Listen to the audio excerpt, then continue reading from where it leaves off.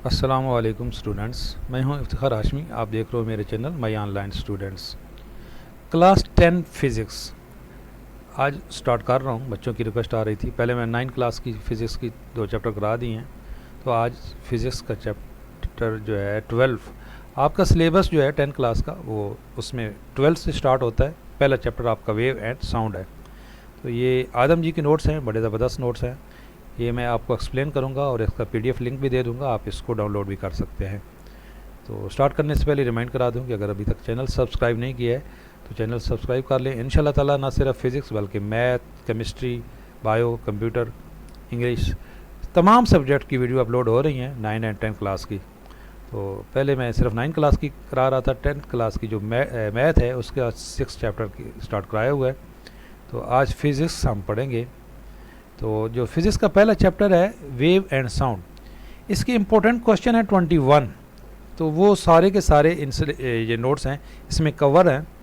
तो शॉर्ट भी एंड जो लॉन्ग भी हैं, तो जो बार बार रिपीट होते रहते हैं। पहला क्वेश्चन इसमें है डिफाइन द फॉलोइंग टर्म्स। ये टर्म्स हैं, ये बार बार पूछी जाती हैं शॉर्ट क्वेश्चन के अंदर। Wave, wave motion, oscillation or the vibration, oscillatory or the vibratory motion, periodic motion, displacement, amplitude, time period, frequency and wavelength. तो ये इनको वन बाय वन एक्सप्लेन किया गया यहाँ पे। तो वेव की जो डेफिनेशन है वो है a mechanism in which energy is transfer from one point to another point and the molecules of the system do not change it position is called wave. Wave का मतलब ये हुआ कि एक जगह से दूसरी जगह एनर्जी ट्रांसफ़र हो जाए, लेकिन उसके जो मॉलिक्यूल हैं, ठीक है, point and the molecule of the system do not change, तो उसके मॉलिक्यूल अपनी जगह पे रहें लेकिन एनर्जी एक जगह से दूसरी जगह पे ट्रांसफ़र हो जाए। वेव मोशन क्या है? A mechanism in which are disturbance is transfer from one point to another point and the molecule of the system does not change its position is called wave motion. ये बाज़ औक़ात wave में और wave motion में difference भी पूछा जा सकता है। तो वेव मोशन में और उसमें क्या फ़र्क है? वो जो वेव है वो है ऐसा मैकेनिज़्म जिसके अंदर एनर्जी ट्रांसफ़र हो, और जो मैकेनिज़्म है इसके अंदर आपने क्या, disturbance is transfer from one point to another point. जैसे आप पानी के अंदर, आप एक साइड पे पानी की उसके अंदर कोई पत्थर फेंकते हो तो उसकी क्या प्रोड्यूस होती हैं? वेव्स, मोशन प्रोड्यूस होती हैं। Oscillation or the vibration. A complete round trip about the mean position or the central position or the equilibrium position is called oscillation or the vibration। Complete round trip का मतलब हुआ कि एक जो है एक पॉइंट से दूसरे पॉइंट तक पूरा, वो आगे आगे इसकी आएगी पिक्चर, तो मैं उस पर आपको एक्सप्लेन कर दूंगा। उसके बाद है ऑसिलेटरी और द वाइब्रेटरी मोशन। ये आपने 9 क्लास में भी पढ़ा था। इसकी ये टाइप ऑफ मोशन है when a moving body move to and fro, आगे पीछे, टू एंड फ्रो, आगे पीछे, about the mean position, that is called oscillatory motion. यानी कि एक, जिस तरह आप दरवाज़ा खोलते हो तो दरवाज़ा आगे पीछे होता है, तो ये होती है वाइब्रेटरी मोशन या oscillatory motion. Periodic motion, a motion which repeat itself in a equal interval of time is called periodic motion. Periodic का मतलब ये है कि इक्वल इंटरवल ऑफ टाइम, यानी कि एक टाइम पे एक साइड पे गई, दूसरी टाइम पे उसी टाइम पे दूसरी साइड पे गई। Displacement, displacement the minimum distance covered by a moving body from its mean position is called displacement. It is denoted by X, its unit is metre. तो डिस्प्लेसमेंट ये है, ये यानी कि शॉर्टेस्ट वे है from point A to B. Amplitude, a maximum distance covered by the moving body from its mean position is called amplitude. It is denoted by xo. Its unit is meter. तो amplitude क्या होता है कि एक curve जो है यहाँ से एक पॉइंट से लेके ऊपर तक जितना जा सकता है और नीचे जितना आ सकता है, ठीक है। तो ये moving body from its mean position is called distance covered by a moving body. तो जितना उसको डिस्टेंस कवर करेगी वो उसका एम्पलीट्यूड होगा। ये देखें, ये वेरी इम्पोर्टेंट, यहाँ पे ये एक बॉडी थी, उसकी ये स्प्रिंग है, अब उसे को खींच फोर्स लगी, वो यहाँ आ गया, और फोर्स लगी तो वो यहाँ आ गया, यहाँ पे। अब यहाँ पे ये पॉजिटिव फोर्स है जो साइड पे लेके जा रही है ये, और यहाँ पे इसकी ये नेगेटिव फोर्स का मतलब है ये जो स्प्रिंग इसको वापस खींच रहा है, ठीक है। अच्छा, ये एम्पलीट्यूड को उसने एक्सप्लेन किया है। यहाँ से ये देखो, ये एक साइकिल है, ये पूरा एक साइकिल है, और इसका यहाँ से लेके यहाँ तक जो डिस्टेंस है ये इसकी वेवलेंथ कहलाती है। ये जो ब्लैक कलर में ये वेवलेंथ है, और जितना ये ऊपर गया, ठीक है, या जितना नीचे आया, ये इसका एम्पलीट्यूड है। तो ये टर्मिनोलॉजी है वेवलेंथ की। वेवलेंथ क्या होगा कि एक कंप्लीट साइकिल जो जितना डिस्टेंस ये तो ना यहाँ से ये स्टार्ट हुआ और यहाँ तक आया, ये इसकी वेवलेंथ है। और एम्पलीट्यूड क्या है, ये यहाँ से लेके यहाँ तक ये ऊपर गया है और इसी तरह ये नीचे आया था, ये इसका पॉजिटिव एम्पलीट्यूड है, ये नेगेटिव एम्पलीट्यूड है। तो एम्पलीट्यूड, वेवलेंथ, ये टर्मिनोलॉजी समझने की है। उसके बाद टाइम पीरियड। अब ये जो था इस साइकिल को कंप्लीट करने के लिए जितना टाइम लगा, ये the time taken by a moving body to complete one round trip about the mean position is called the time period. It is denoted by T. तो टाइम पीरियड एक complete cycle को complete करने के लिए जितना time लगा। Frequency क्या है, the number of vibration in 1 second is called frequency. It is denoted by F, its unit is hertz. ये देखें, ये एक साइकिल है, तो एक साइकिल के अंदर ये एक सेकंड के अंदर ये कितने साइकिल कंप्लीट होते हैं, ये होता है फ्रीक्वेंसी। और वेवलेंथ मैंने पीछे आपको एक्सप्लेन कर दिया है कि डिस्टेंस कवर है। फ्रीक्वेंसी जो है, राइट डाउन इट्स फार्मूला। तो फ्रीक्वेंसी का फार्मूला है F is equal to 1/t। F is T क्या है, टाइम है, number of waves upon time. तो ये आपका, और जो इसकी यूनिट है वो हर्ट्ज है, ठीक है। Define simple harmonic motion, very important question है सिंपल हार्मोनिक मोशन का। सिंपल हार्मोनिक मोशन किसको कहता है, the type of oscillation motion in which the acceleration of the body is directly proportional to its displacement and the acceleration is always directed toward the mean position is called simple harmonic motion. Simple harmonic motion की definition कई दफ़ा पूछी गई है और इसकी condition कौन कौन सी होती हैं। There must be elastic restoring force acting on the system. एक इलास्टिक रिस्टोरिंग फोर्स होती है, यानी कि दोबारा अपनी उसी पोजीशन में आ जाए। The system must have the inertia. Inertia जो है, आपने फर्स्ट लॉ ऑफ मोशन पढ़ा है, तो इनर्शिया क्या होती है कि अपनी रेस्ट पोजीशन को बरकरार रखने की कोशिश करता है या अपनी मूविंग बॉडी को बरकरार रखने की कोशिश करता है कोई object. The acceleration of the system should be proportional to its displacement from the mean position. The acceleration of the system always directed toward the mean position. ये क्या कह रहे हैं, ये कह रहे हैं कि उसकी जो एक्सेलरेशन है वो हमेशा उसकी मीन पोजीशन, यानी कि जहाँ से स्टार्ट हो रही है उसकी तरफ होगी उसकी एक्सेलरेशन। एक्सेलरेशन आपको पता है rate of change of velocity acceleration होता है। इसके बाद ये कई दफ़ा पूछा गया है, ये जो क्वेश्चन है, prove that the motion of the body attach with the spring and the place on the smooth surface is a simple harmonic motion. ये क्वेश्चन वेरी इंपॉर्टेंट है बोर्ड के पेपर के लिहाज से, इसको मैं पूरा एक्सप्लेन करता हूँ। ये एक स्प्रिंग है, उसके साथ एक मॉस है, और दूसरा ये आप इसको फिगर ए को देखें, और ये फोर्स, ये कौन सी फोर्स लग रही है, ये फोर्स लग रही है जो आपने उसको पीछे आगे की तरफ लेके गए इस मॉस को, तो ये जो स्प्रिंग उसको वापस खींच रहा है। तो अब ये इसकी डेरिवेशन है। Consider the body of mass M attach to the free end of the elastic spring whose other end is fixed. ये देखें, ये फिक्स है और यहाँ पे मॉस है। If the body is displaced from its equilibrium position and then released, it will start vibrating under the acting of restoring force of the spring. अगर हम इसको आगे लेके जाएं और छोड़े तो वो वापस अपनी जगह पे वापस आने की कोशिश करती है। यही है हमने साबित करना है। This force reproduce acceleration in a body. Suppose the body is at the distance x. देखिए सिंपल हार्मोनिक मोशन में हमने क्या पढ़ा था कि वो जो है वो रिस्टोरिंग फोर्स उसकी मीन पोजीशन की तरफ आती है। हम इसको आगे लेके गए, छोड़ा, वापस वो अपनी उसी पोजीशन में आने की कोशिश कर रहा है, तो इसलिए ये सिंपल हार्मोनिक मोशन है। अगर हम इसको, ये डिस्टेंस उसने एक्स कवर किया from the equilibrium position at any instant, then the restoring force acting on it is bring to it back to its initial position. ये देखें, F is equal to minus के x. According to the Newton second law of motion F is equal to m में होता है। अब यहाँ हमने पढ़ा है F is equal to minus k x, तो ये आपस में दोनों क्या हो गए, ये भी एफ की इक्वल है, ये भी एफ की इक्वल है। Its mean M is equal to minus के एक्स। तो इसके साथ एम के साथ ए क्या हो रहा है, मल्टीप्लाई हो रहा है, दूसरी साइड पे हम जाके डिवाइड हो जाएगा। तो ए इज इक्वल टू माइनस के upon x.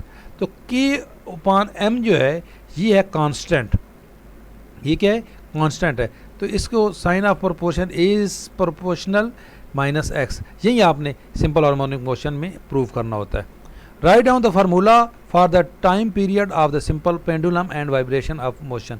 Attach to the spring. तो इसके लिए सिंपल पेंडुलम का फार्मूला क्या होता है? Formula for the simple pendulum होता है T is equal to 2 pi under root L upon G. ये याद रखिएगा, ये फार्मूला है, ये बार बार इसके रिलेटेड जो है वो न्यूमेरिकल भी आते हैं।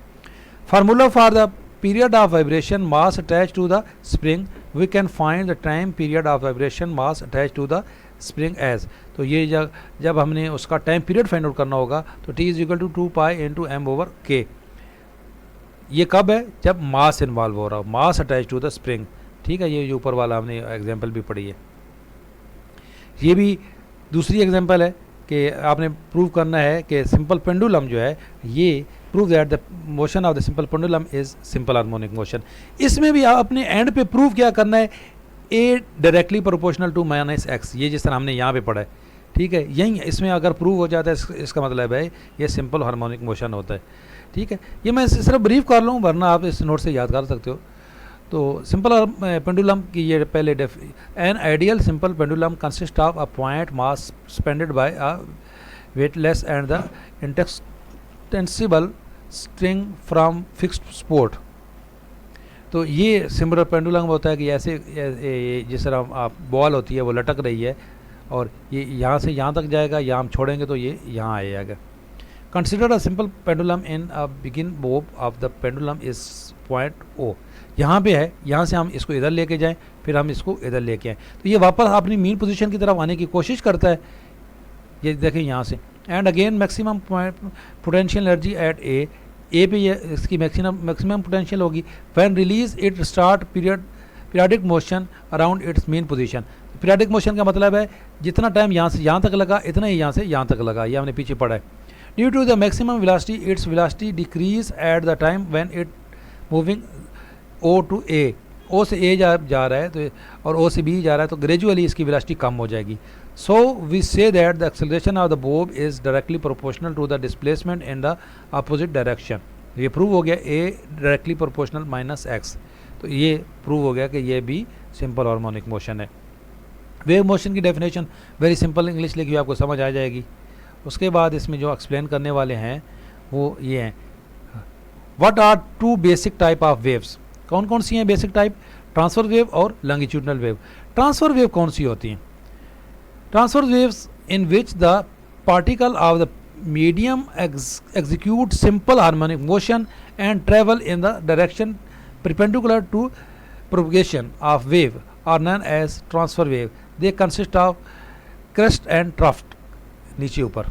एग्जाम्पल ट्रांसफर वेव्स की कौन सी है? Light wave. ये भी कई दफ़ा पूछा गया है कि लाइट वेव ट्रांसफर वेव है कि नहीं, तो लाइट वेव अब जो है वो ट्रांसफर वेव होती हैं। और लॉन्गिट्यूडनल वेव और ट्रांसफर वेव में फ़र्क ये है कि longitudinal wave in which the particle of the medium execute simple harmonic motion along the line parallel to the propagation। उसमें perpendicular है, इसमें parallel है, ये मेन फ़र्क है। The wave are known as longitudinal or the compression wave. They consist of the compression and the rarefaction। इसकी जो example हैं वो हैं साउंड वेव एंड ये जो साउंड वेव है ये भी कई दफ़ा पूछा गया है कि साउंड वेव कौन सी है। तो ये याद रखिएगा, लाइट वेव ट्रांसफर वेव्स होती हैं और साउंड वेव जो होती हैं वो लॉन्गिट्यूडनल वेव होती हैं। और करैक्टरिस्टिक्स आपने पढ़ लेनी है, ये वेरी सिंपल है। उसके बाद है relation between velocity, frequency and wavelength. Very important topic है ये वाला। We know the particle of medium complete one vibration as one wave passing through it. It mean that when travel distance equal to one wave length during the time period, if the wave length is then the velocity of the wave is as. Velocity किसके बराबर होती है? Distance over time होती है, ये हमने पीछे पढ़ा है। तो यहाँ पे जो डिस्टेंस कौन सा, वो लैम्डा की शेप में है, तो v is equal to lambda over T. तो अगर हम इसको ऐसे भी लिख सकते हैं 1 ओवर टी लैम्डा। क्यों? अगर दोबारा हम इसको लैम्डा को 1 से मल्टीप्लाई करें तो वही लैम्डा ओवर टी हो जाएगा। अब यहाँ पे 1 ओवर टी किसकी हमने पीछे पढ़ा था, ये क्या होती है? फ्रीक्वेंसी होती है।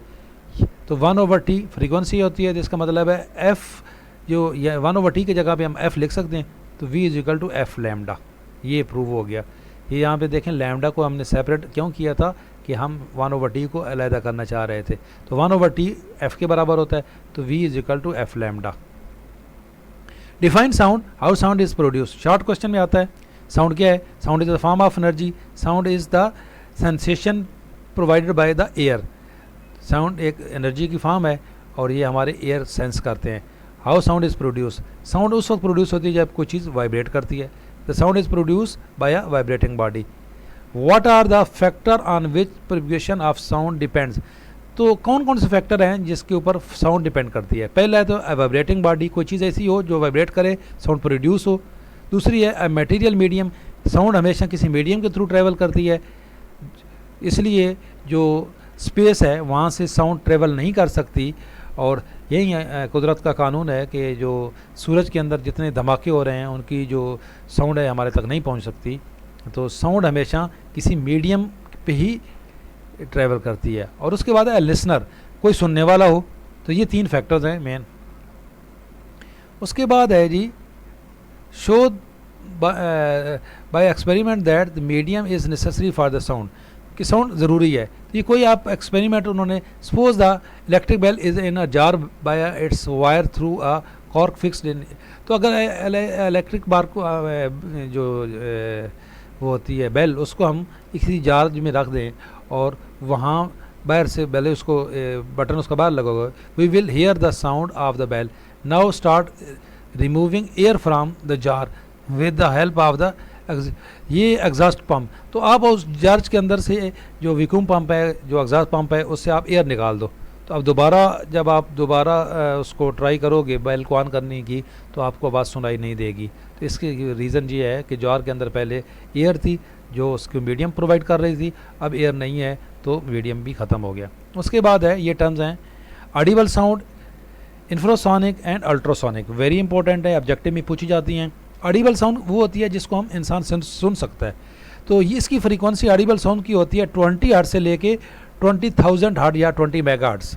इसको 20,000 हर्ट्ज भी कहते हैं और 20 मेगाहर्ट्ज भी कहते हैं। तो ये ऑब्जेक्टिव में पूछी जाती है कि ऑडिबल साउंड कौन सी है। ऐसी साउंड जिसको इंसान सुन सके उसको ऑडिबल साउंड कहते हैं।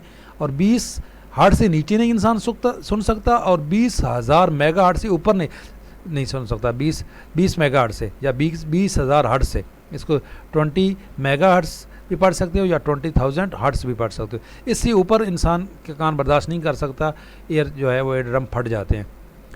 और इंफ्रासोनिक वो होती है the frequency of sound wave less than 20 infrasonic, 20 hertz से कम जो है वो इंफ्रासोनिक होगी और 20,000 हर्ट्ज से ज़्यादा जो होगी वो अल्ट्रासोनिक होंगी। तो ये चैप्टर था हमारा, ये कंप्लीट हो गया। इसकी मैं डिस्क्रिप्शन में इसका लिंक दे देता हूँ। ये आदम जी के नोट्स हैं, बड़े फेमस नोट्स हैं और आपको इसका लिंक दे देता हूँ, आप यहाँ से डाउनलोड कर सकते हैं। नेक्स्ट वीडियो में इंशाल्लाह नेक्स्ट चैप्टर एक्सप्लेन करूँगा, चैप्टर नंबर 13। अल्लाह हाफिज़।